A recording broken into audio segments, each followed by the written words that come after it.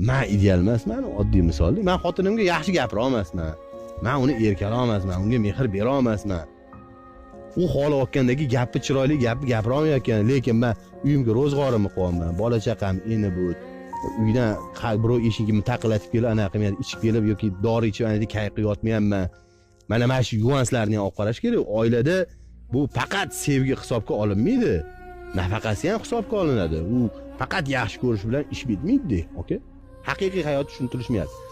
Ajrashib ket, boshqasiga tegasan. Ertaga hop ota-onangni oldiga taqib san qaytib kelding, adang Xudo ko'rsatmasin ko'chadan adang uni qizi mamma qilib kelsa, adangga shunaqa botsa bitta qo'li 2 kun qo'lim ivishyapti, faqat infarkt bo'lib o'lsa, adangni ko'mishsa, o'sha uyga sen ham sig'maysan. Onangni ko'mishsa, sen ham o'sha uyga sig'maysan.